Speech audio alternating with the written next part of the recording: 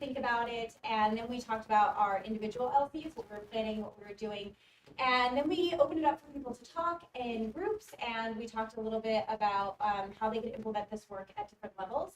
So our audience for this was some community college, some university, but then we also had high school and IB teachers, and so it was really interesting and fun to talk in their groups about how they could implement this at the high school level and secondary level. So there was a lot of interest in our area for learning communities and people partnering up and talking about it.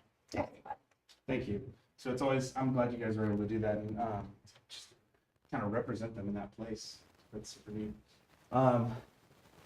So that's a fun kickoff celebration that was just happened. And then I also have a question here, and I sent an email out. But for those of you, whether it's a new LC or you're continuing on, or maybe it's your final LC officially as a residential faculty, because I know we have some people retiring. What are some of the what are the things as we hit the middle mark? Thanks, Mike. As we hit the middle mark of the semester, what are some things that you've noticed or that have been kind of the fun moments of your experience this semester with learning communities?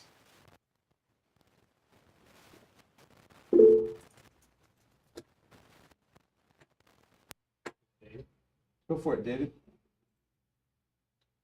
But you're either muted or your mic's doing that thing again. Nope.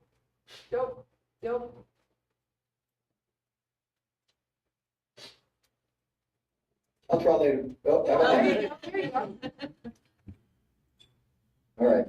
I had student-teacher conferences this week with my learning communities class, and it was just really nice to be able to meet with them, individually. But I really got a lot of positive feedback from them about how much they're enjoying the class, and I just thought, as I was sitting there with them, that I think it's because we're in class. I mean, that's kind of what I told them. Really, we're in class back to back, Monday and Wednesday, like a pre-pandemic LC. And I just think that that's making all the difference. It was the first time in a long time that I actually was able to do a second round. Shame to admit, but it certainly made a lot of difference in these students' work. The other thing that came about one of those students who actually took me from the class when it was a standalone in the spring as a Thursday hybrid class. She was in there with me because she didn't complete the class. She's taking it again with all these students in English 101. When they were talking about how they were enjoying class and just having fun, she said, well, you know why? Because we're in class so much. She's like, we're in class 4 times as much as I was. Standalone hybrid class. We still have to do a lot of these same assignments, right? Maybe a little bit shorter, but she's like, no, we had nowhere near time to do so much of the work. And I think it's the being together really that students are enjoying more than it's anything that I've put together in terms of curriculum or et cetera. But maybe a plug for trying to come back fully in person for those that are tossing that idea around. But it's really just nice to have so many compliments from students who are enjoying themselves, which is usually what students don't necessarily say about being in class and that they're having a fun time. So that was just great, and I thought I'd share it. Thanks. Thanks. Yeah. Just time together. Miguel, what do you have? Thank you. Thank you, David. Yeah, so the Career Connections event, we had coverage with GBS 151 and our 101, and great connection to AI with it, what to do and what not to do, including how not to write cover letters and how to write it with AI assist. So good on the technology and emphasized on both courses. That's it. Great. Nice.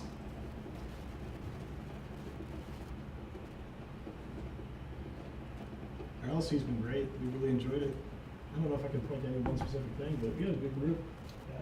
That's fun. Yeah, we have a great group. It's a smaller group than usual, but they are really fun and great. And I think we had a session yesterday where I brought in an essay that I've done in my standalone English 101 class that we haven't done for a while. And honestly, I was kind of getting really kind of stale on it and wanted to kind of redo it and do something different and new. But then just having to come in with a different perspective, connecting it to another class, made me kind of excited for that assignment again. I appreciated it in a different way. So that was cool. Thanks, John and Chris. Tricia, what do you have? Well, first of all, I'd like to say, this is my last semester of teaching. It's very bittersweet, and I just love that all these years I've taught with a variety of people in LCs, and it's just been amazing.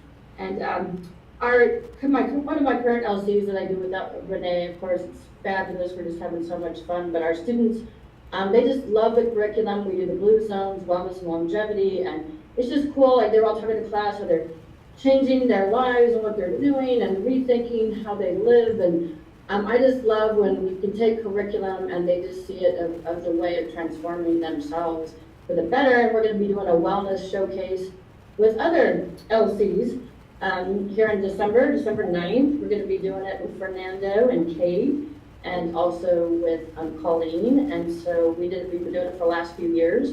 And I'm just super excited that they get to go then showcase their final projects with all these fifth graders that come to our wellness showcase. So yeah, it's just a highlighted treat. So December 9th, if you have nothing to do, drop by Agave and come see our wellness showcase. So it's just really a fun event. The kids love it. And yeah, this is the way to teach. So yeah, I wish everybody would do an LC.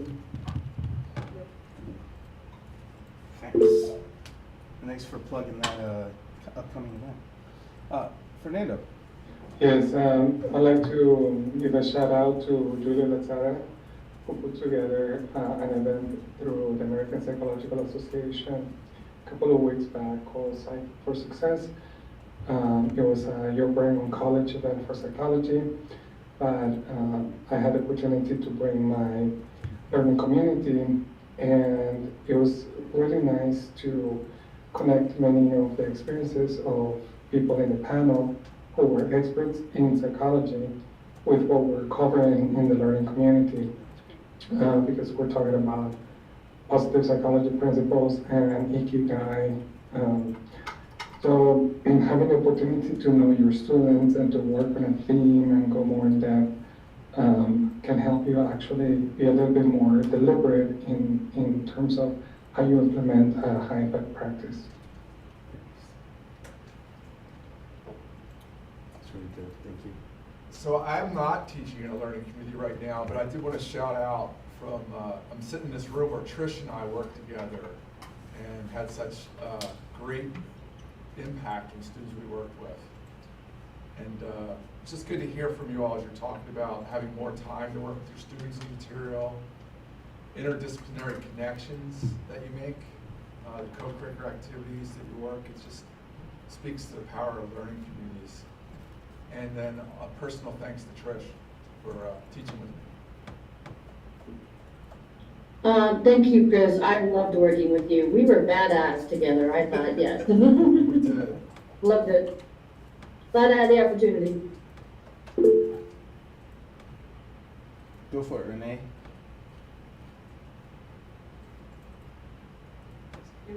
Trying to find my mute button. Hey, give me a second. Felt like John for a second there. That's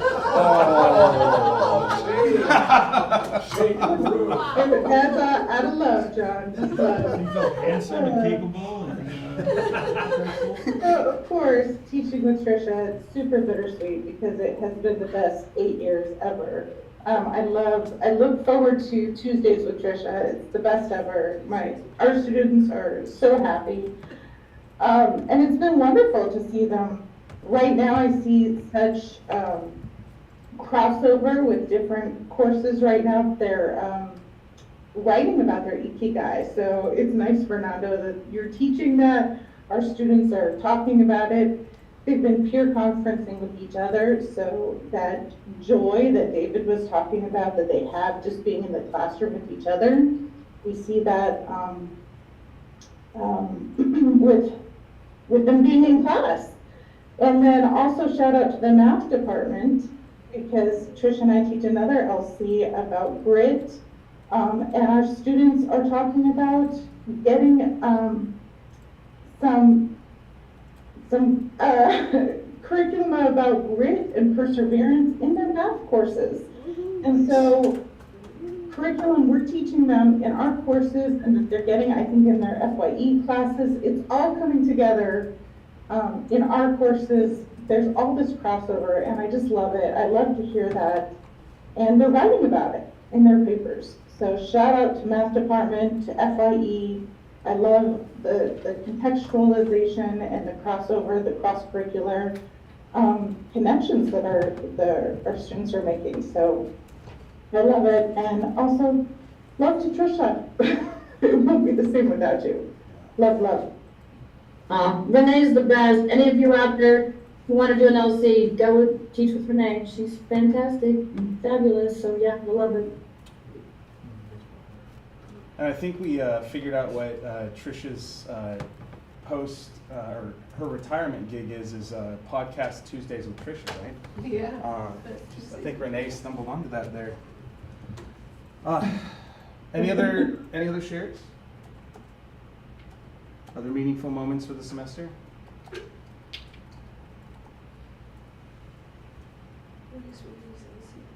What is Renee and Trisha's LC? What is Renee and Trisha's LC? They have two that or maybe three, but they have go ahead, Renee. Yeah, we teach one that's Reading 100 and Ing 101 that has a focus on grit and perseverance. And then we have another one that's Ing 101 CRE 101 and Ing 102 that's focused on the blue zones and research, and has a focus on e-portfolios and the showcase. And you guys do a version of that in the spring too, the Blue Zone one, right? Correct, Yeah. yes. But the wellness showcase is just in the fall. That's cool. Cool. Well, thanks everybody for sharing. Sometimes, if it's any encouragement for those of you who share, like sometimes the little 90 seconds you give us in meetings like this are the things that, like when I'm just kind of chugging through the normal parts that can feel a little laborious about my week, I think back to like the things you share and how much fun it is. And those are kind of the highlight moments in my brain as I'm like chugging through stuff that is maybe less pleasant or a little more mundane. So I really appreciate when you guys share. Okay, well, as we jump into businessy things, I don't know if that's the way to say it, but a few kind of things to tag. So this is kind of a review or a refresh. So we've had, for everyone who's in an LC, we have these practices of consistency. They've been around for quite some time. And the four basic ones are here. And so if you just need a reminder that they're there, sometimes I just need it to be brought. I joke that ADHD is like having 17 burners on a stove. And so when someone says it's on the back burner, it's different for my brain possibly, because it's like, well, so this helps kind of bring it to the front. But in addition to these four kind of standard practices of consistency we try to do in every LC, we did take some time and synthesize from the various meetings and discussions we had last year, kind of expansions of these to try and set kind of a max, if that helps, or give ideas for how you could engage with your LC work when you're there. And so from the various discussions, some of those were the meetings where we were trying to figure out how we used our time before and during the semester. But just as a reminder that we have these out there, that these are practices to help streamline your experience and are things that you can work at together as faculty. So if you're trying to figure out what it means to be in an LC, these are just brainstormed ideas and synthesized ideas from a variety of discussions and different people's perspectives over the years. These are not things, the bullets aren't things that you have to do. The bullets are ideas of what you could do if that resonates with you. And so as you're going through it, take a moment and just kind of scan through these and say which ones are weird or interesting or resonate with you as we look at these kind of expanded practices of, we'll go to the practices of consistency down here first. So we have a couple things in there. We have the standard practices of consistency, the expanded practices of consistency, and then the practices of efficiency. But what in these things resonate, are interesting, or just a little too weird, honestly?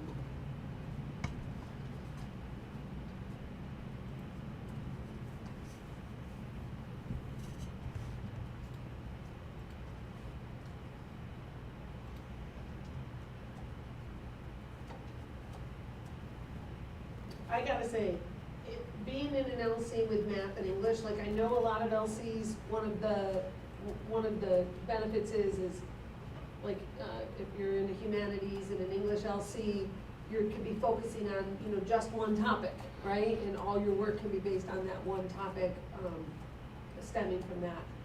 And it's a little different because there's not a lot of overlap in actual content. There's more than you think, actually, when you dive in there and start spending the time together.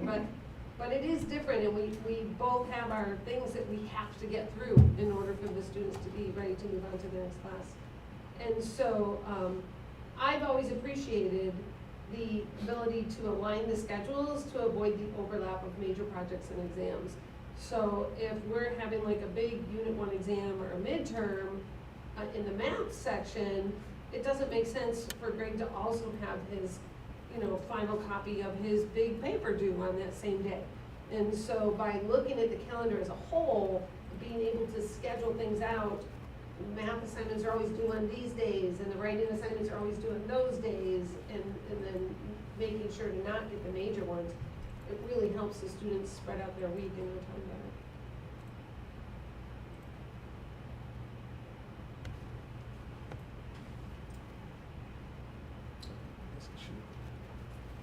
Share the other tab, I realized I wasn't. Fernando's got his hand up.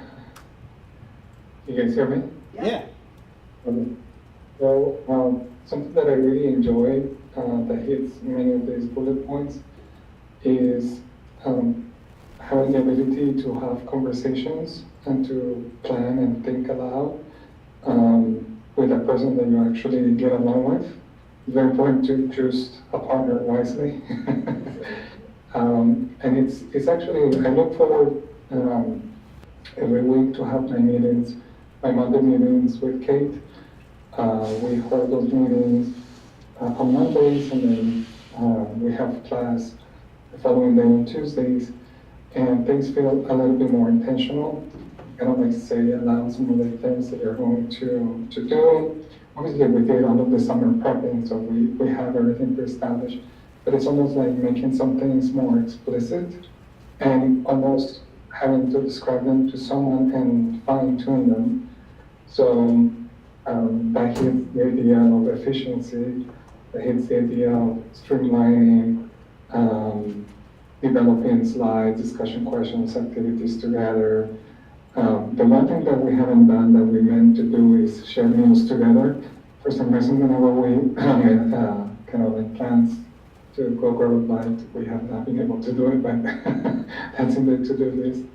But it's nice to create community with other professionals and to feel like you belong to a more intentional practice. Thank you, Fernando.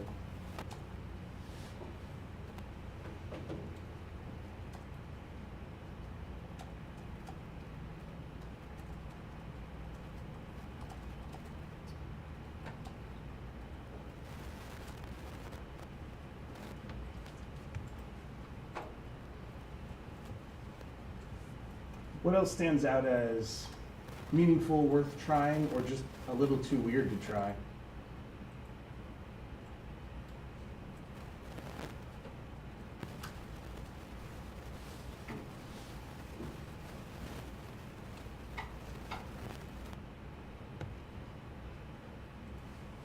The shared office hours works for Trish and I when we have to meet with a student.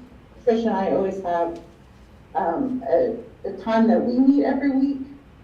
So it's a standing meeting time, and so that's always been a nice time to invite students to meet with us, and that's always worked really nicely. And you don't have to be actively teaching LC right now, just for if anyone needed to hear that. I was kind of laughing at the commute time because even though Mary Ellen and I never commuted together, I feel like we definitely drove together because some of our planning time would be when we were driving. Because we'd always talk on our drives. Yeah. Yeah. Helps So to that be one able to laugh. Renee, ironically, and it wasn't planned, but I'm teaching the learning community with Maria, and now the same exact thing happens.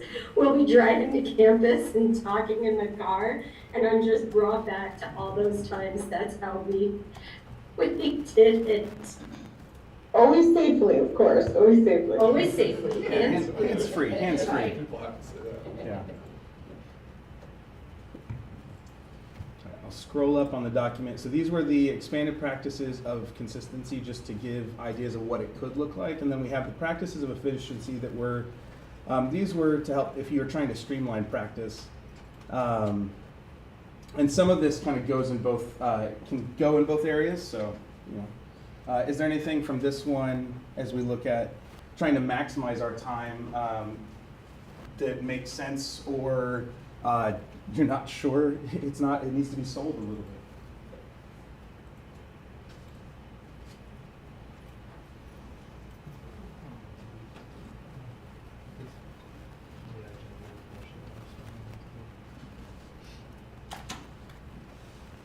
I guess some of them are working off both lists. So. Yeah, do it.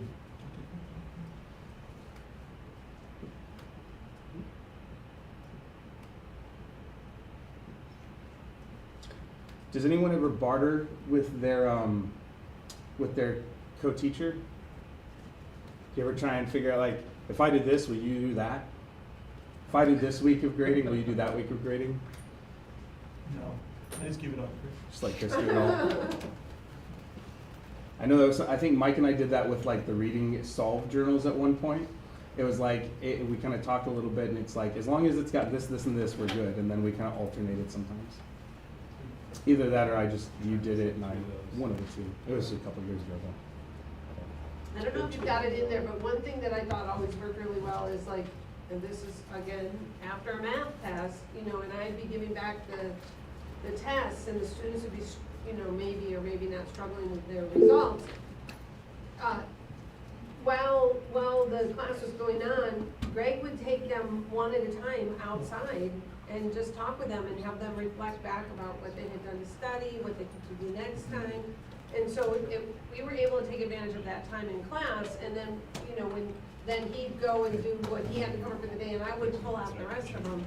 And it worked really well, because it's hard to get all the students to come in and meet with you one-on-one. Yeah. But by taking that time during that class that day, and it didn't matter, like sometimes it was better for them to talk to him instead of me about it, because they could be more open about it or whatever.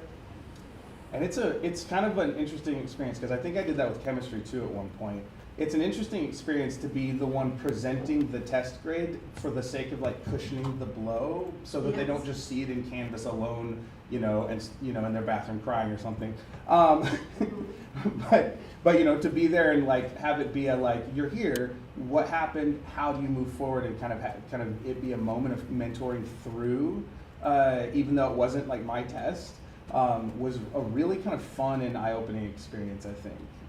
So, because it wasn't so much about, you know, why didn't you know the content? It was like, what happened in your life that made this be the grade that it is, good or bad? So it was cool. Did I hear a hand? Buzzy and then Miguel? Yeah, I definitely barter with my teaching partner, but that's because we live together and we're married. But it has been really interesting, I will say. Maybe that might be something you want to add to this list, is live with your teaching partner. It's been interesting to have a new teaching partner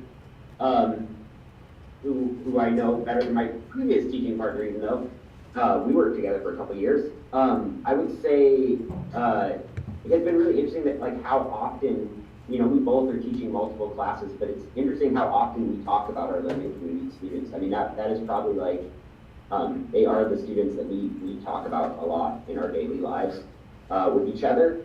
I don't know, that's just something that I have found interesting. We both have really focused on those students, even though we're teaching at different institutions and different, all over the place, subjects.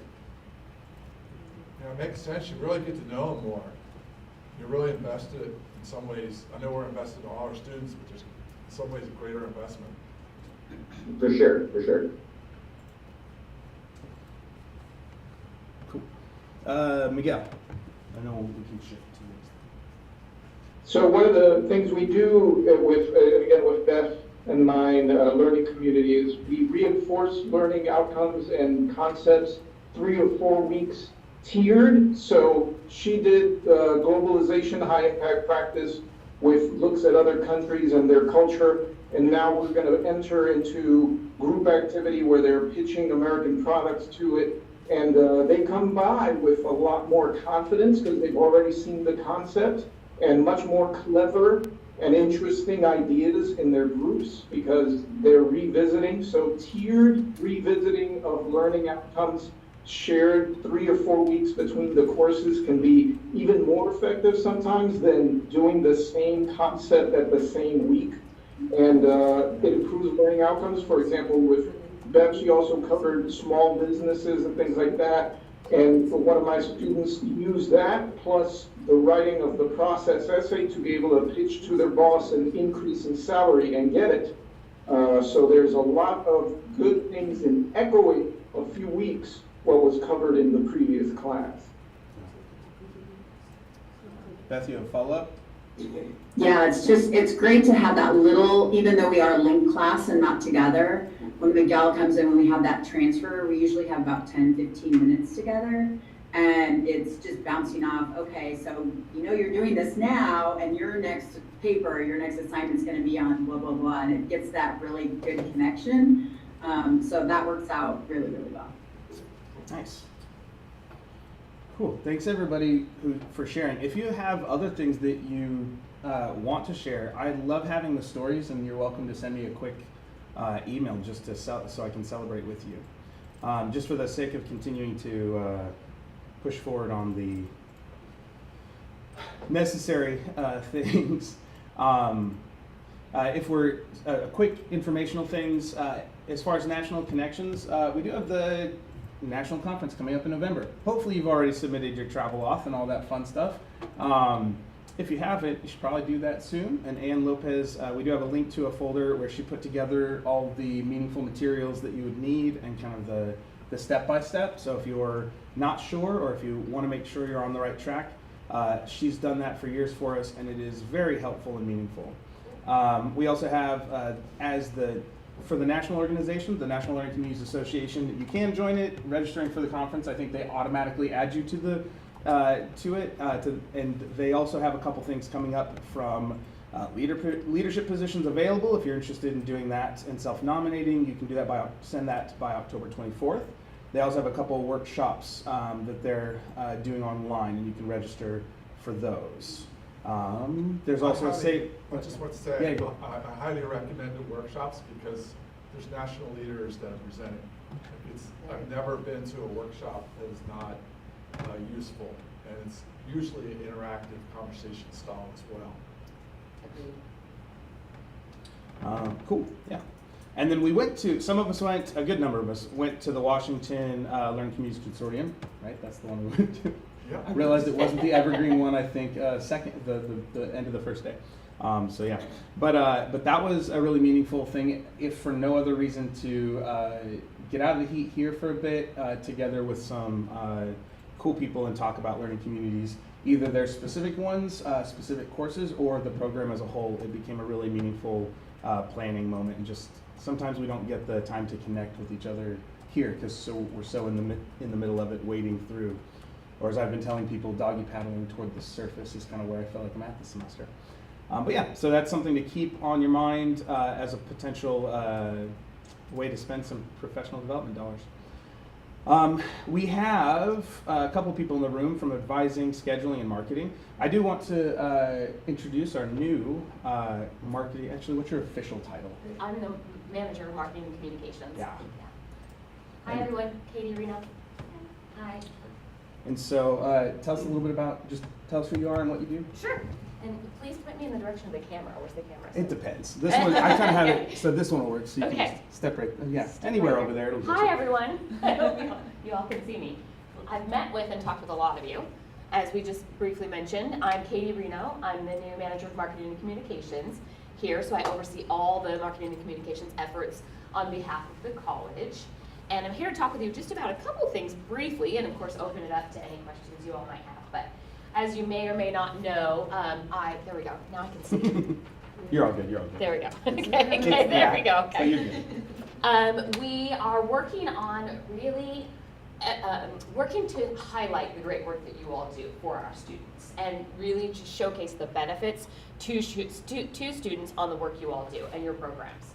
So we're starting with building out a new website, a new web page that really features all of your different areas, all of the different integrative learning areas, and we're actually just about to launch it and make it go live. We're like right down to the very end before we launch it. That said, it's definitely not perfect, but done is better than perfect. We'll at least launch it and get it going so that you all can see it and so that the content is available. And from there, we want to really build out each section and really enhance it both visually and in terms of highlight all the benefits to the students, all the great work you all do, what you've done in the past, what you're planning on doing, new future events, that kind of a thing. And so we want to build out your individual pages. Each program has its own sub-landing page that's linked from the main page. And that's where we really want to spotlight all your great work. We are starting, please know, most of you know that we are starting with three key areas that like programs that are fairly fully realized at this point and have some great marketing materials, some great videos and photos to really highlight what they've done. And those are study abroad, as you know, we've been working on that.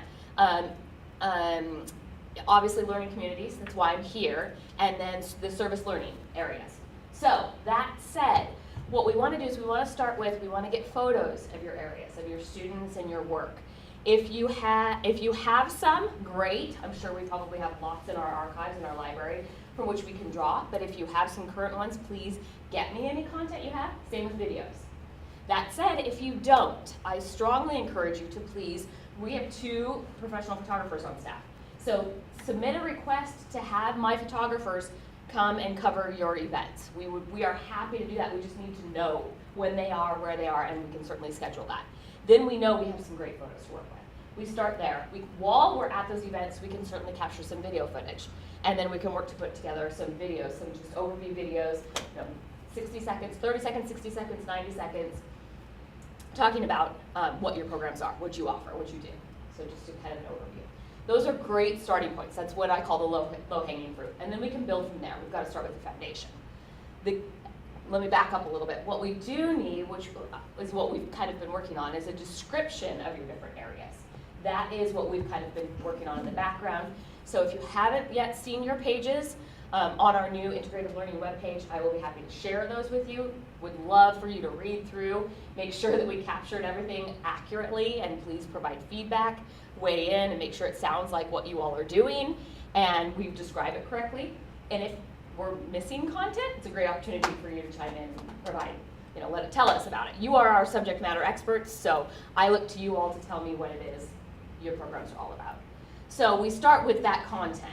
Like I said, most of it's already there, just we can certainly build out from there, but then let's add some visual appeal. We're gonna add some icons, we're gonna add some photos, we're gonna add some videos. I'm gonna pause there and open it up to questions. What questions do you have? What can you tell us about social media or other types of marketing besides this page for integrative learning, HIPS, and for this group of learning communities? Great question. So once we have some stuff to promote, which we can certainly start with the basics that we currently have, we will promote your programs and the great work you're doing and everything you're holding for these students through our social channels on a regular basis. So for example, I'm just gonna use study abroad. We're really doing a huge concerted effort to promote study abroad because applications are now open for the study abroad programs in the spring. So we're starting with a flyer. We're redesigning the flyer for Nando. I'm looking at you, and I have your flyer. I'm getting it to you today. We'll start with that, and then once we have a final version of that, like a full design, a look and feel of it, then we create all the spin-off materials. So digital display, you've seen our TVs around campuses. We call those digital displays. We'll put a piece on digital displays. We'll put we'll create a web hero banner at the front page, banner on the front page of our website to promote it, and that links to the sub page, the web page that belongs to that program. And then we'll create like a social media graphic, posters, things like that. Then social media, we will post out regularly, at least on a weekly basis. We can do more depending on what the event is and all that kind of stuff. So we'll talk about all that together once we're at that point.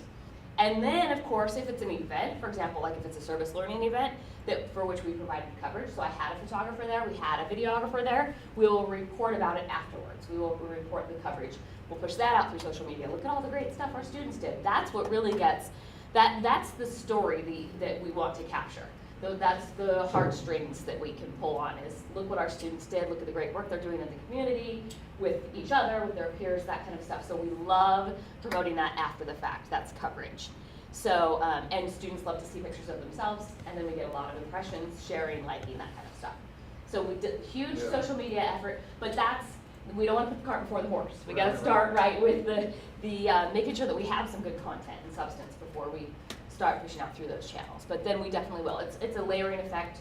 We will make sure it's a fully comprehensive effort, which is why we are starting with those 3 programs, because we want them to be the examples of what everybody else can do and where we can go. So, and of course, we can't do everything all at once. We can do it all just one thing at a time. We have to prioritize. So, any other questions? What other questions do you have about that before I shift gears? Questions from the virtual audience? Okay. Good segue actually into, speaking of success stories, we are also looking to spotlight success stories, both student success stories and alumni success stories. It's a really big, it's actually at this point become a college-wide initiative, not just a Marcom initiative. We really want to, I'm working to build out a section on our website. In fact, it's kind of cool. We're going to be the example for the entire district of what our spotlight on student success section of our website is going to look like. I'm working with the district web development team to create a specific look and feel to the page to showcase success stories. So, and it'll involve quotes, it'll involve video footage, I call that a video testimonial, and it'll include written testimonials, photos, obviously all that kind of stuff. So, and then the other colleges we're hoping will adopt it if they really like what we put together. So it's good stuff. So that said, I need your stories, please. Any success stories you all might have, this is my ask of you all. We don't know necessarily, we don't work directly with the students, so we don't necessarily know those stories. But if you know, but you all do, you who work very closely with the students, you do. So please help us identify any great case studies, if you will, testimonials that we may want to capture. We will then be happy to do I'll answer your question in just a second. We will be happy to do all the heavy lifting if you just connect us with the student. So, and obviously talk with the student, make sure he or she is willing, that kind of a thing. But just connect us and we'll schedule a time to interview them, get their testimony, and we'll work with them however they're comfortable sharing their story. Whether it's written if they want to write something for us, and then we just take it and run with it from there. If they want to do a video testimony, even better. But we will, let me go to Fernando first since he had his hand up first. Yes, sir. So we have some written testimonials for 3 of our students from study abroad, and I reached out, and at least 2 of them have confirmed that they can do a video testimonial as well. Are there any specific the length or the format that maybe I can tell them about to make it more likely to be successful as a testimonial that can be uploaded into the different media? Great question. So it's like a 2-part answer there. One, if it's written, the sweet spot is between 300 and 600 words. 500, it's usually less is more anymore. So between 300 and 600 words, but around 300 to 500 is better. In terms of a video, so in terms of video, more is always more because we can always cut it. Now the actual final version of a video, best practices, say if we pushed out through social media, 15 seconds, 30 seconds, 60 at the most. If it's an actual full-length video that we want to feature on our website, no, not more than 3 minutes, but usually around that 90 seconds is perfect, 1.5 minutes. That said, I don't want to discourage anybody from providing us more video footage, again, because we can edit it, clip it, yep. And the more content we have, the better, because we can always repurpose content. So and we can figure out, what sections we want to pull out and and feature, and then if we have like a 5-minute video from the student, that's like 6 different videos for us, right? And all that additional content. What's nice about student success stories is they have a long shelf life. So we are happy to spotlight because they become one of our alums, right, when they graduate. And no alum success story ever has an expiration date, so to speak. We would still be happy to spotlight a successful alum from 2008. That story is still relevant. It's not a news story, it's a success story. And we can pull, the more content we have, the more, I call it gems that we can work with. So like quotes we can pull in the future, you know, and use in the future. So, and we're really working to get the heart-wrenching stories, the heartstring stories at this point. That's kind of our focus in these early stages until we build our library. Because we want to, for example, we've got lots of target audiences who are interested in this content. So we now have a business development officer, if you all know him, his name is Paul Sanders. And he's working to get sponsorships, essentially, to get donations. And donors want to hear the impact of our work on these people's lives, on these students' lives.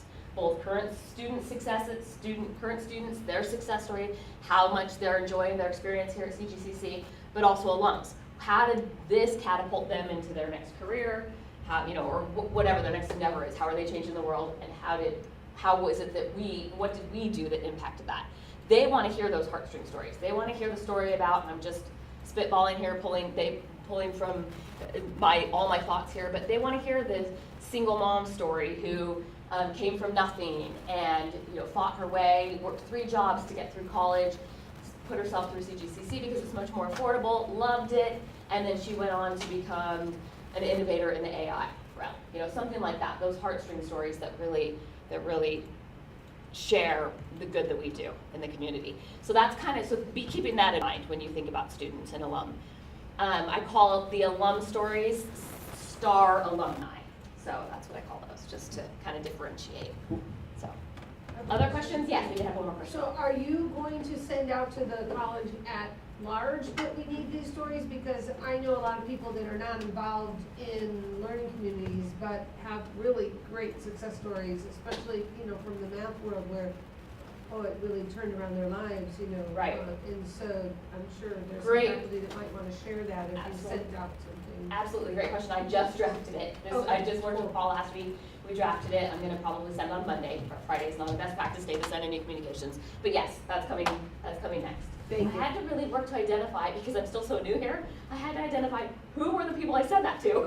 So that was hard in and of itself, you know, the knowing what we need and writing the email and all of that is easy. But I figured out, please, on that note, share, because I'll include all of you in that email. So please share with, you know, anybody else, any other contacts you think might know some students and who I've maybe not identified. So please do. Other thoughts, questions, feedback? Thank you. Yeah, quickly, in terms of format, cell phone quality okay, and do you prefer portrait or landscape? Oh, great questions. Gosh, the portrait or landscape question is a tough one anymore. Cell phone footage is perfectly fine. Absolutely, that's easy. What I would suggest, if you're going to give them some advice on best practices in terms of filming, have them choose a neutral background and a clean background, like a white background or a blue or a gray. It looks good on everybody, and we can work with changing that background if need be. And make sure that the lighting is correct. So we want them to be facing the sun, not the other way around. We want the sun on their face like they're in the spotlight, or lights in their face. So that's one thought there. Really, we could work with landscape or portrait.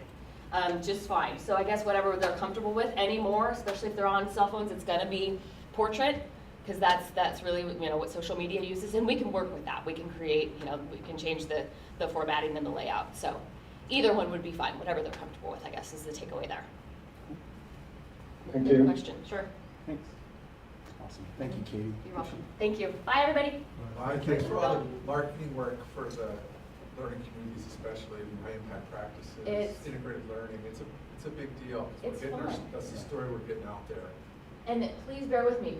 It's baby steps, and we're getting there. There's going to be a lot more to come, but we can only do so much at one time. And it's been really fun. We've got to launch this website, and we've got to get some basic materials and get all of that going. But I appreciate everything you all do, and and helping support those efforts. And it's just really fun. I really enjoy it.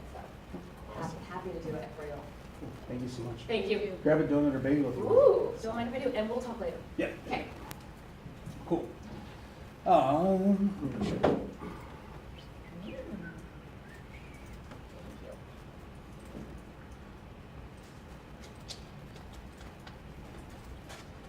back in here. Okay.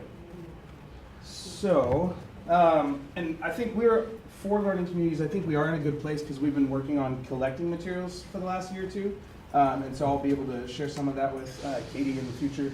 I know we've taken meetings, taken moments in meetings to write blurbs and kind of store them in Google Drive so we have stuff to work from. You guys have sent me students to do longer student interviews with, and we've been able to clip some of that as part of the media. Last year we had some of the photographers go to some of our learning communities. I think it was John and Chris's was one of them, and then they came to the math and writing one as well. And so they've got a good amount of pictures from those as a starter as we try and look for students in situations of co-teaching and that kind of thing. Yeah, and so we've got a good base to start from, and then we can keep adding more, especially with all the new LCs. And I know some of you guys are doing really neat, just co-created moments in your classes. So it's exciting. With that, let's see, what else did we have here? So we had jumped down to marketing. Some of the, so don't go too far. So, but let's jump back up. Austin's not here for advising, but just as he did get the one pager this week for the spring LCs. So that's going to be distributed. I've got some glossy print ones I'm going to send over as a one pager and flyer so that advising's set up. I'll just leave that at that for now. Jasmine. I don't know of any scheduling issues that are happening now. I've been gone for a couple of weeks and been blissfully unaware of anything. Good job taking that. But for fall 26 planning, I did speak with the admins who are really involved in LC builds, and they have asked for November 17th, if that's possible, to have all LC details communicated to them by that date. And then if you get anything after that, we can still do it, but my office will handle it. Does that sound okay? So to make sure the admins don't feel stressed or burdened by LCs, make sure we have all the information, and that would include current ones that are going to roll over, and any new ones that are going to happen. Mm-hmm. And then, I know people are probably going to come back from that conference with lots of ideas and want to implement. And if that's the case, after November 17th, just reach out to me and I'll handle the coordination, if that's okay. Yeah. So then that would be making sure the chair and the admin for divisions involved have section or schedule, day and time, all that fun stuff. The theme, caps, caps. title. Yeah, and are they inputting in the system? They do all of those details, yeah. Okay. Cool. Anything else for you? No. Things are chill right now for scheduling. This is the calm before after and before the storm. Eyes are hurting. That. Yeah. Yes. Let's see. Thank you for putting that in. Okay, so some fun things for everyone, I guess. We are going to have a few spring pocket LCs. So we've been talking about that as part of the on-ramp for LCs for a year or two now, as a possible way to mitigate some of the enrollment challenges we have, or to test out new LCs. And so we do have a few of those that are coming in the spring. One with English 102 and Chem 152, and then another one with English 102 and Math 141 or 2. And so we'll have those to test, just like I think a five student enrollment as part of that, kind of like an honors section. We do have a few people interested in fall, or people willing in fall. So we have people who teach. So Donna Viola said she'd be willing to try a Pocket LC with her astronomy class just for a couple students. And that could be, there are a couple of good options with that class, or equal options. And then everything from COM to English 101 or 2 to a math course, I think, if I'm remembering the data correctly. And then we've got Econ 211 that has a couple partnerships, and and that's Karen Villalobos. And then the COM 100, Mike Bryant said he'd be willing to try a 5-person crossover. And all of them are moderately open to what that would look like. I know Karen really wants an English 101 or 102 as part of it, and she does some really nice work. So if anyone wants to or knows a friend who'd be interested in just trying a low stakes entry into a Pocket LC where it's really kind of emphasizing the social cohort, and kind of the minimum entry in would be, you know, maybe you're trying to make sure your tests and exams, major projects don't fall in the same week. Very minimal startup to just see if those pairings work, if we can get a few more students co-enrolled and kind of building community together. That's kind of how the Pocket LC works. The official deadline for us for new LCs has passed. Developing new LCs is an ongoing process though, and like Jessamine said, like we've got kind of hard deadlines for a reason. Part of that is to make sure it doesn't become a stress point. But it's an ongoing process. So if you want to share out with your divisions that LCs are a thing, that people can kind of brainstorm them out and just let people have the opportunity to do that, that would be great. So if you're considering a potential partnership or toying with any new ideas, David and I can get you data, or we can talk about how, if you're not sure if something would work. I'm a big fan of saying what if and exploring a little bit. Like some of my favorite conversations are that sort of thing. Just seeing where the outcomes might overlap. Let's see. Yeah, okay, and then standard process. We have this same thing that's been here, the LC on-ramp. I'm not going to go over it because I think everyone here's heard it, unless you have questions about any of these kind of steps along the way at this point. I'll just say, does anyone have questions about the LC on-ramp, or feel like they couldn't explain it to someone if they asked?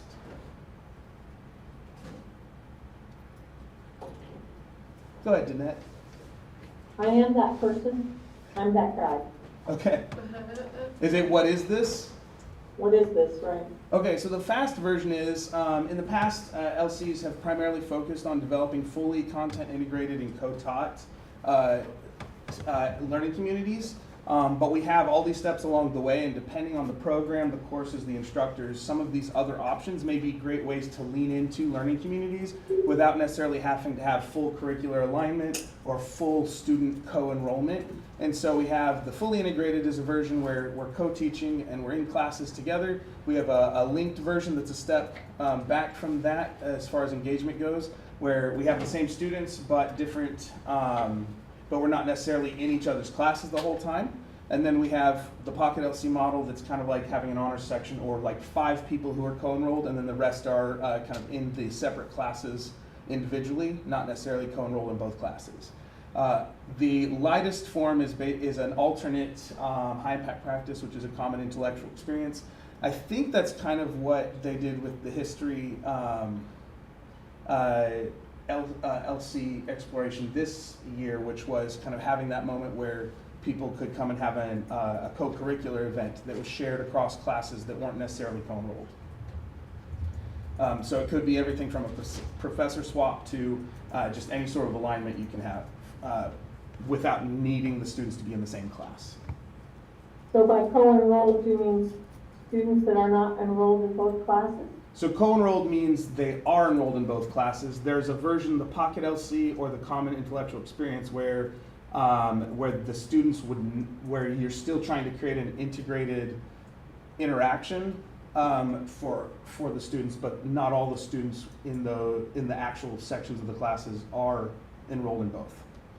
So Danette, that would be like if you and I, if you had a monarch butterfly way station project, and your history students in my English classes came to the grand opening to hear a speaker, and they interacted with each other. So my students and your students did something at that event together. So that would be the common intellectual experience, you know, highlighting the idea of one experience, a one-time thing. But they're not enrolled in both courses. They're only enrolled in one. Yep. Okay, I thought for the learning community, they had to enroll them both. So this is where the on-ramp part comes in. So the lowest possible engagement is that common intellectual experience. And what that can do is help people explore possible overlap in curriculum without necessarily having to go through scheduling and get students in both classes. They can just see if you have the same schedule as somebody and you have the same class slot and there's something that hits both of your outcomes, you can kind of work together to create a shared experience for students enrolled in different classes. Cool. All right, thank you. Yeah. Any other questions about that? Okay, cool. What else do we have here? Remember that we do have data tools you can play with. If you don't have time to play with them, send me questions. Krishna, Do you have any additional updates other than what I was trying to highlight by saying the marketing work is great? Is that's really is the story that this group wants to work on telling. We have part of the college focusing on workforce development, dual enrollment, K through 12 partnerships. What we're doing through all this integrated learning web pages and work and marketing is saying this college is about that as well. That's it. Cool. Questions, do we want to try and look toward submitting proposals for another summer workshop for LCs, specific to LCs? Do we want to try and come alongside high impact practices? That's kind of a question to the group.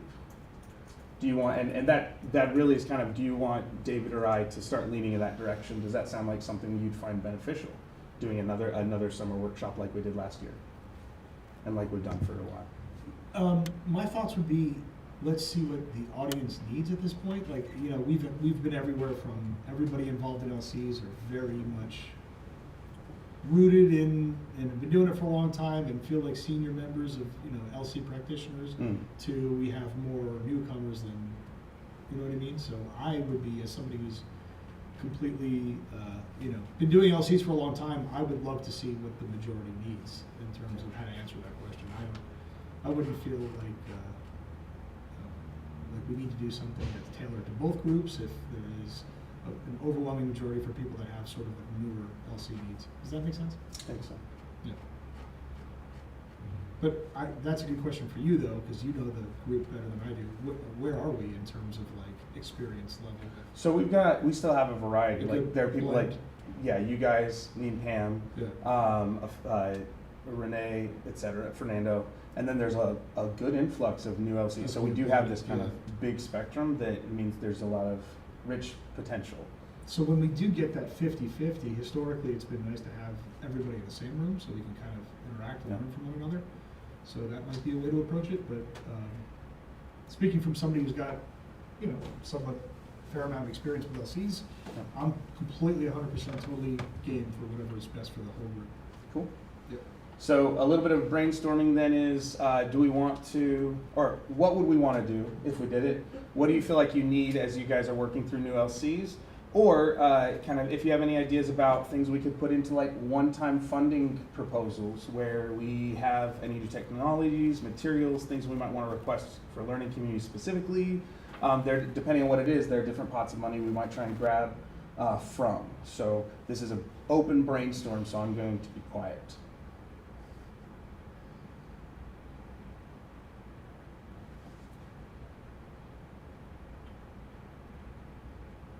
I would piggyback off of Chris there. You need to figure out who the audience is going to be on this. So if you guys are the audience, or faculty you know, what do you need? What do you want? I feel like I just got an Usher song in my head or something. I mean, PSE, they need that exposure. So there would need to be some kind of initial training process to actually get them hooked. And you said that was?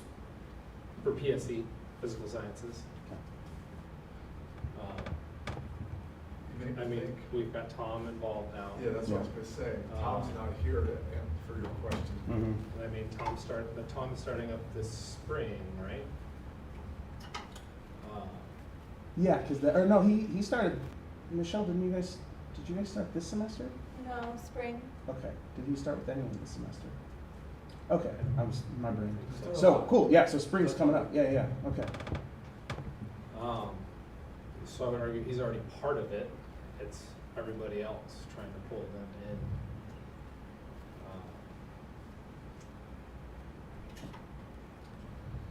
Would it help, like, since you're division chair now, would it help to have me or David come in and try and do a 10-minute plug of LCs at a meeting? Talk about how I get to make fun of you sometimes? I mean, try. Everybody makes fun of me all the time, so that's. I'm not as good at the it point. either. What I might be interested more in hearing is how Tom came to LCs. So what I've heard is that you guys were just together in that initial startup. I came to LCs because I wanted that integration. I don't know if he came because he wanted that, or he just really liked working. I think it came really organically, but a lot of what he was talking about was that it came from a need for his students, that they were really struggling to articulate the arguments that they wanted to be able to share with their communities and their families about how important their newfound knowledge was. Yeah. And so it was just kind of that natural progression. So part of what you've got going on is helping them kind of translate their understanding of science to Right, new audiences? so organizing the writing. Mm. So instead of just being like, I really care about this, but I don't quite know how to explain it to others or get them to really care about it too, it's kind of refining that communication process. Nice. Which is then going to be born out of being near someone who's trained how to do that. That's the hope. Yeah. That's a good story to tell. When you tell your story, how you connected with Greg, Tom tells his story, how he connected with Wine. Yeah. Maybe that could be somewhere, who knows, maybe it'd be Donna, maybe it'd be Sean's done, maybe somebody else that says, oh. And then I see Fernando's hand up too. So I had to step out for a second, but I don't know if you discussed this, but I would like to have an idea in terms of growth and expansion. What would the college like to see? What is kind of like the target goal, and what can we fund? Because I don't know if there is a limit. I don't know if, because last year we were talking about, actually financing many of these things because it can be expensive. So I would like to have a better idea about what the college can support, or how big this expansion can be. What is it that where we would like to arrive, and then at that point have kind of like a plan of then potentially meeting sub goals or getting there. And also if we have a set goal for growth and expansion, how does that play out in terms of the college plan and different, curriculums like PLC, for example?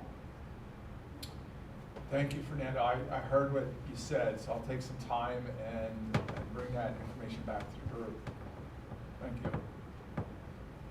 As a bare minimum, one thing that we've anchored to as far as a strategic plan for first year LCs and fields of interest, one thing we were aiming at and have been for a few years is trying to develop 2 LCs in each field of interest for fall and 1 LC in each field of interest for spring. And so that'd be, that's separate from the question of what can the college sustain funding wise, but it is to the question of like, what's a goal? Admittedly, I might take I don't know if it's considered an unhealthy approach, but I would rather have more people want to and know how to do LCs to the point where we have to request and push for more funds because it's so effective and because we have so many teachers wanting to do it. I would rather have that problem, and even if we have to, so I'd rather have that problem. Greg, has it shifted at all in terms of what we mean by 2 LCs in the fall, 1 in the spring, like with all the different sort of modalities of that we've kind of embraced, like your onboarding, your light touch ones, or that's a good question. Because that might be, if we, I don't want to say lowering the bar, Because that implies that it's a lower bar Yeah. and a lower touch type of integrated experience, but that could be the way, like what we struggle with in our FOI, we're all by ourselves, it's education. Mm-hmm. So we don't have a lot of different, disciplines.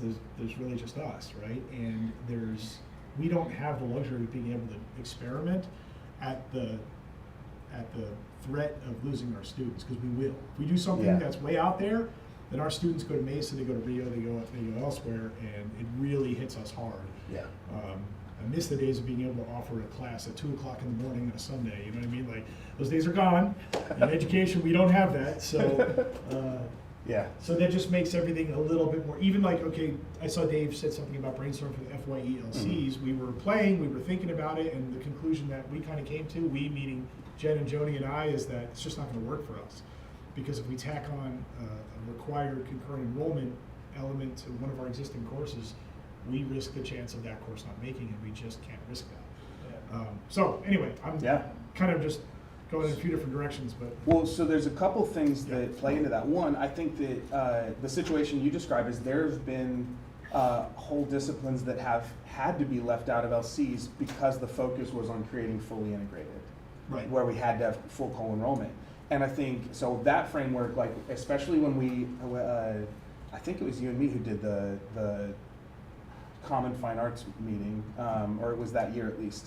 But the conversation with the fine arts courses became, we have too many courses with non-major enrollment to get one single course that would be the learning community. But all of the students in some of these majors get one-on-one direct conversation with an advisor or with someone in the program that they're entering. And so that became okay, so how do we serve that? And that was one of the first steps toward a Pocket LC idea. And so I think it definitely makes sense to lean into that as that would help us accomplish the goal, for sure. It also allows us to explore, it allows us to explore some of those options that aren't possible with full co-enrollment. The other thing is, looking at some of these other options helps us to recognize that students who are randomly enrolling or have their own individual logic for enrolling are, that's the norm. So even a Pocket LC that is low touch or is designed to be low entry, it's not supposed to be a huge burden on faculty, helps faculty start leaning in that direction. Is this something, do I get intrigued by it? I can start focusing on it a little bit without feeling burdened by I have to completely redesign a course or redesign multiple assignments, that kind of thing. And so I think that low entry allows us to kind of scaffold learning community partners for people who can't make it to a summer institute, but can kind of start thinking with a little bit of time over a period of multiple possible years. Because they have, okay, well, I'll have this co-enrollment, and even if it's 5 students, those 5 students now have a better experience than they would have had with their random individualized schedule. Because they've made a little bit more intentional option to be in the same classes together. So I think that those things factor in. Whether that adjusts the goal or whether the goal is needs to be kind of fine-tuned now, I'm not sure. But I think they influence the conversation. That's a good question. We're such an oddball FOI. I would love to just figure out a way in better than we have.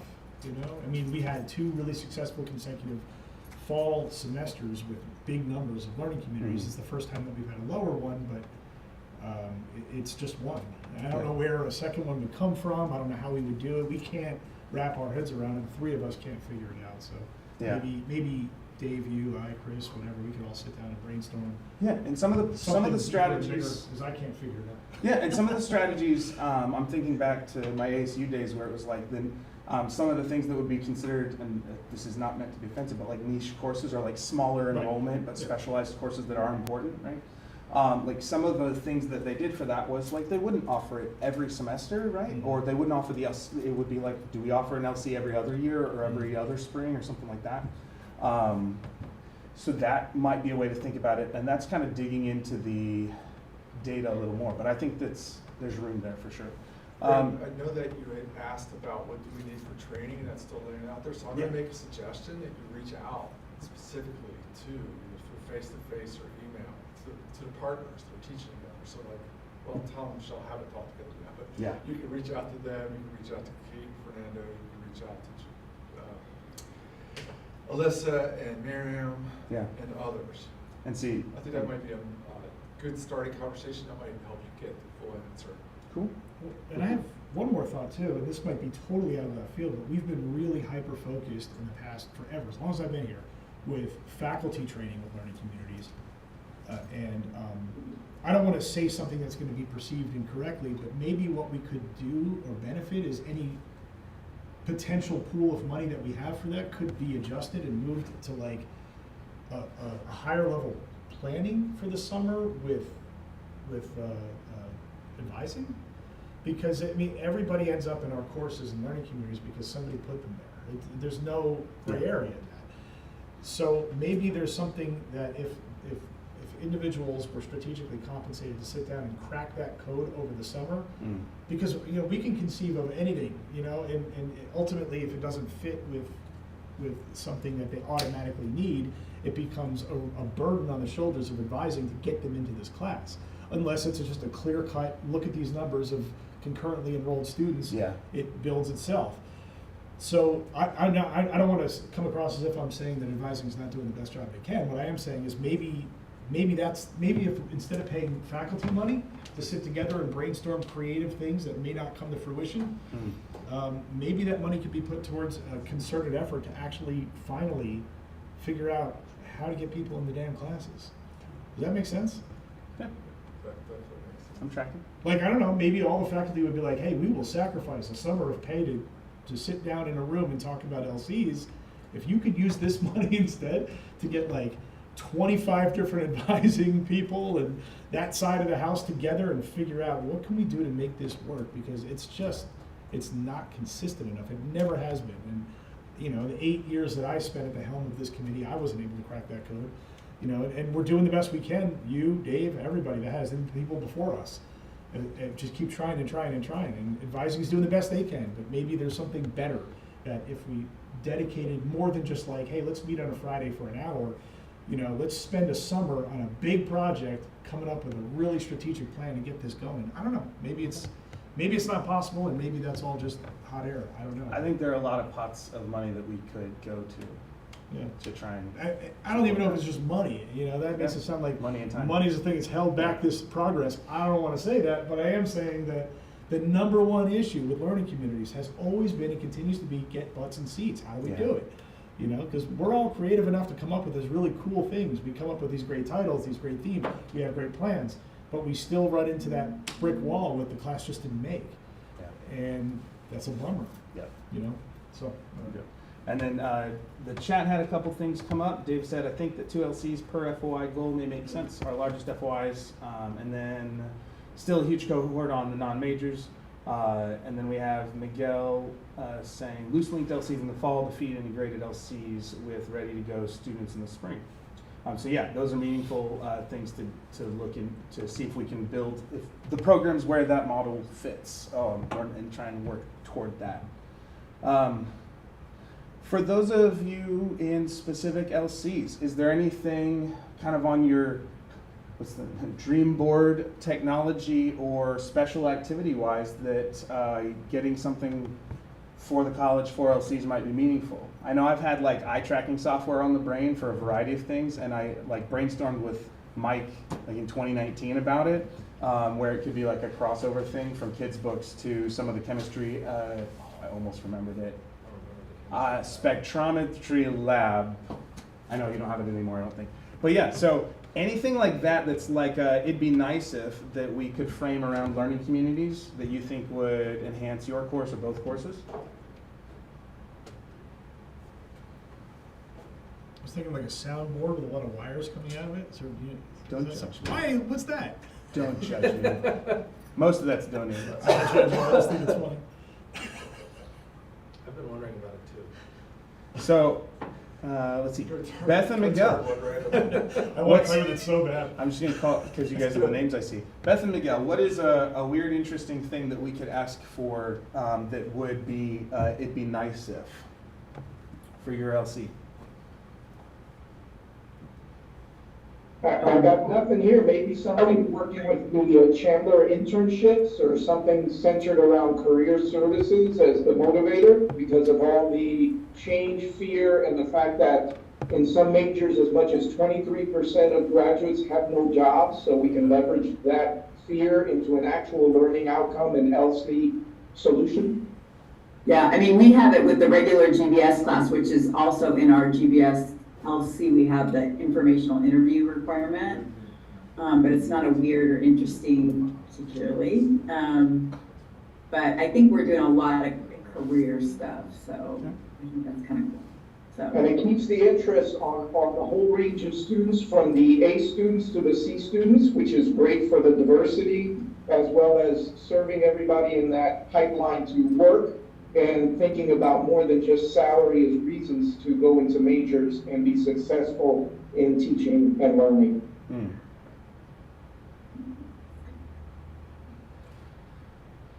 Michelle, as you've started pairing with Geo, is there anything that's been like, now that I'm thinking about it, that'd be kind of cool? The only thing that I keep thinking of is I'd like a bus so we can go on field trips, because we have a really long class.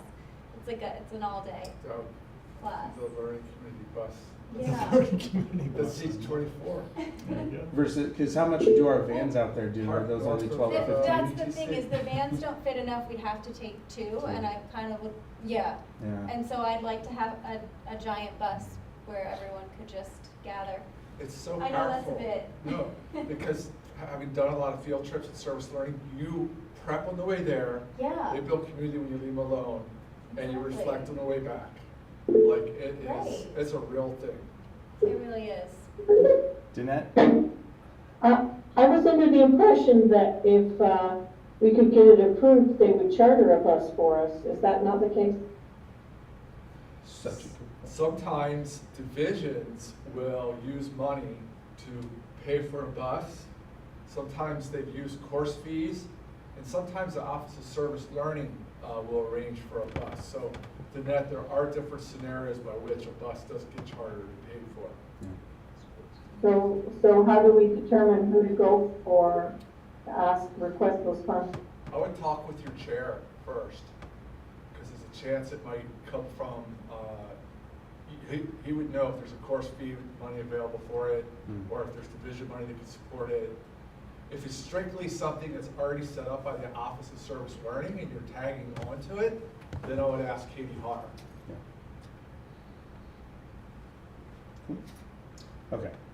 So if you guys have any ideas like that, if this gets your brain moving in a certain direction, feel free to throw those out to me through email.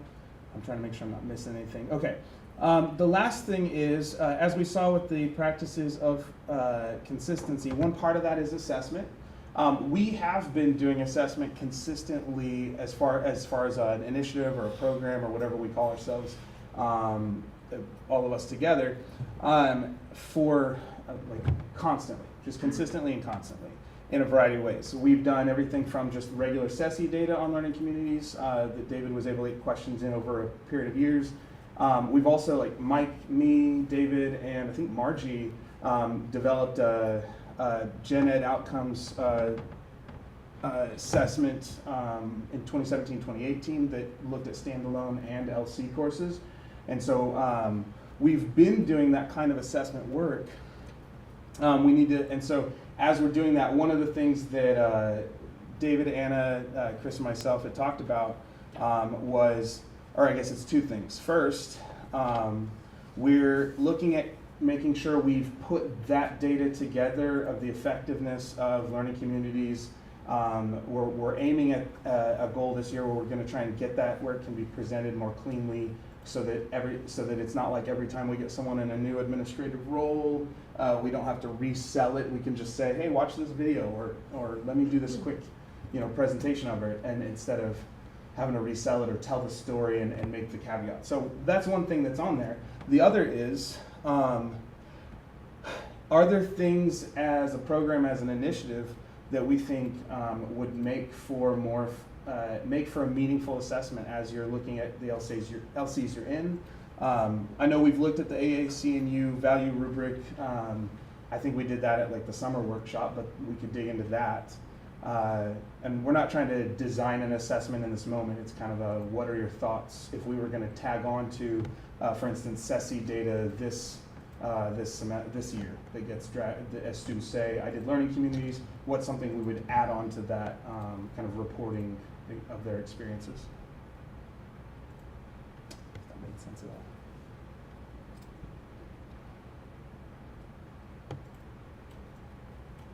I'll throw out a comment that there's a lot in the AACU values rubric on integrated learning. So I know this meeting is coming to a close, but I would ask you to consider, is there at least one thing from there that you feel would be good to measure to demonstrate the effectiveness of what you're doing? So for example, one of the items on there is interdisciplinary learning connections. So think about you and your learning community partner. What is it that you're valuing the most? Is it, if you were to look at that rubric, it might get you thinking, if it is interdisciplinary connections that you're valuing, it would be good to find out if what you're trying to set up for your students is happening for your students. Are they able to make interdisciplinary connections? So that's an example of one. You would know that you're effective, and then we would also know collectively that we're effective, and we connect that to the success, greater persistence we're seeing, and usually greater success that we're seeing in learning communities. We can connect it to that. Well, that's because learning communities have this interdisciplinary connection.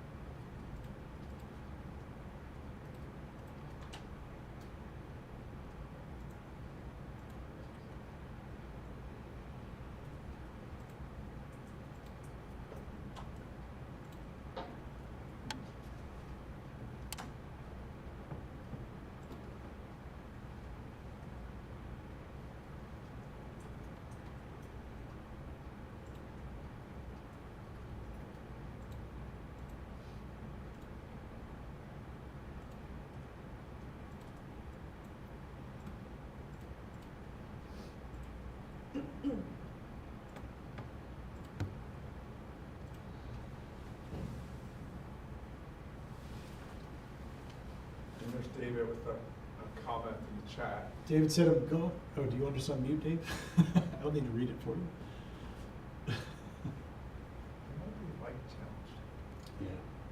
Okay, I'm going to note the challenge in seeing interdisciplinary work out of first-year students in introductory classes, which is why integrative may be better, and the connections to experiences may be along with disciplinary knowledge. I'm also thinking of the Assessing Integrative Learning article coming out of the Washington Center from 2009.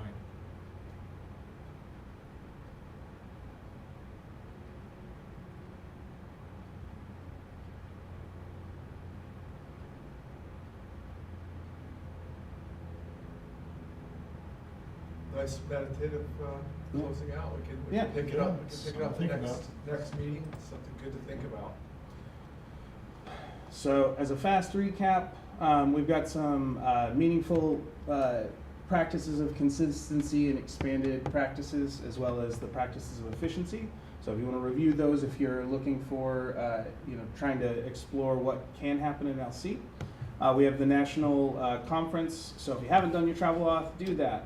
You can get involved with the National Learning Communities Association and some workshops. We have scheduling doing amazing work, as well as our admins and our new marketing manager, Katie, came in, shared. And so action items are, we can request marketing for special LC events, and we can start putting together or continue putting together materials and trying to keep that in the back of our head at all times. Like, is this something I can ask marketing to come highlight, you know? And also, nothing wrong with making a reflective writing about how's the LC going for you, or a more targeted question that you think might play into a narrative, and then when you get it, go, this is wonderful, can I share it with marketing, right? We've got some options if you want to share with your colleagues that we'd like to try and get some pocket LCs for, and then the on-ramp, data tools, college funding requests. So a couple questions to think about, to chew on as you continue on about your week in possibly the heaviest part of the semester. But feel free to text me, shoot me emails with any ideas or ramblings that you might have. Have a good one, guys. Bye, guys.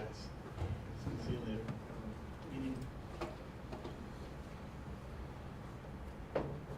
Does all the cool kids say peace out? Yeah. And anyone who wants to finish off donuts or bagels or coffee, you're welcome. Of course. Thanks for being here in person. McGill's